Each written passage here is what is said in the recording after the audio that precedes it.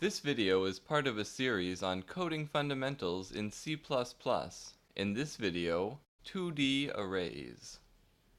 In math, a dimension is depicted by an axis, one axis per dimension.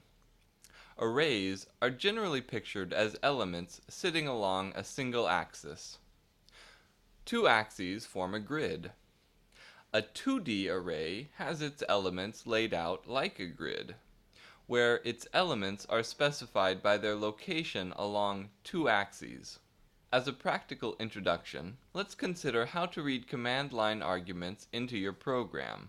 When your program is launched, the main function is automatically invoked and passed two parameters, often called argc and argv. The first parameter is an integer, and it tells the programmer how many command line options were entered. The second parameter, argv, is a 2D character array. It can be declared in one of two ways, but both specify a character double pointer. This is because arrays are handled via pointers, and a 2D array is essentially an array of arrays, hence a pointer to other pointers, a double pointer.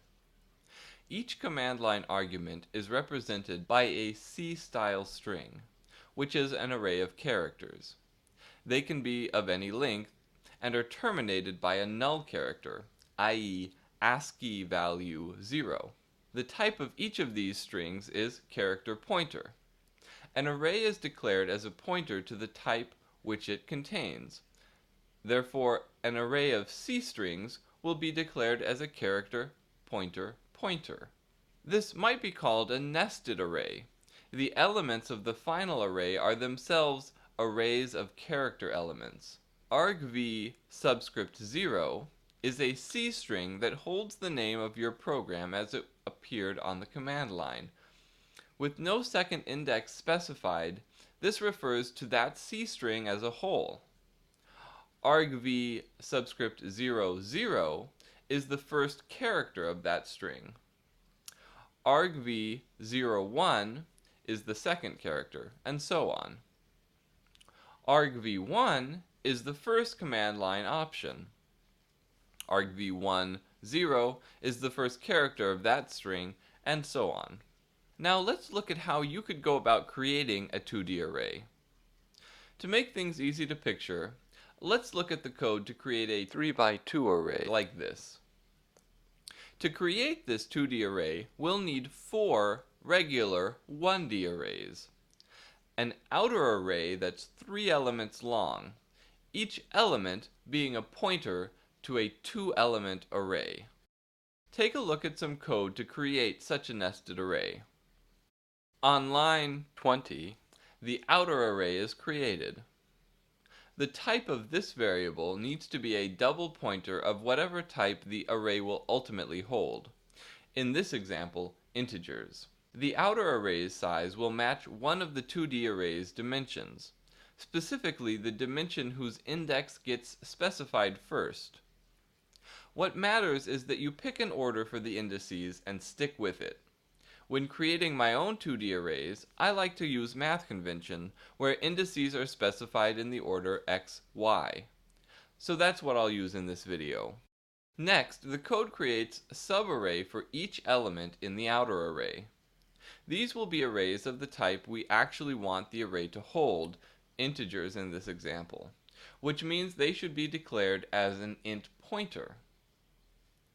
We can use a for loop to create each of these subarrays, and their size should be equal to the 2D array's y dimension in this case.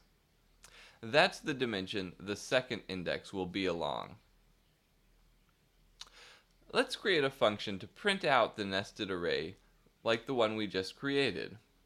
Because the size of the array can vary in both dimensions, we will need to pass both of these dimensions into the function, along with the board itself. The sizes are just integers.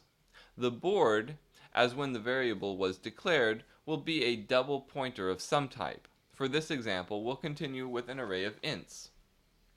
Notice that by constructing our 2D array as we did, we ended up with an array for which the first index will be the x offset and the second index will be the y offset.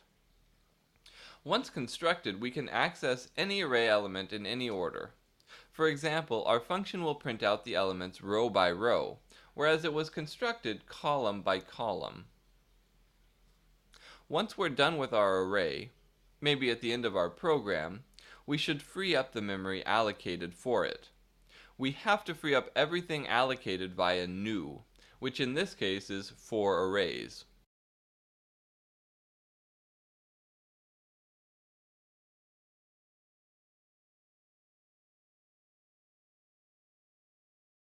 I hope this video was helpful. Feel free to ask questions in the comments. Your questions might inspire a new video. Thanks a lot for watching.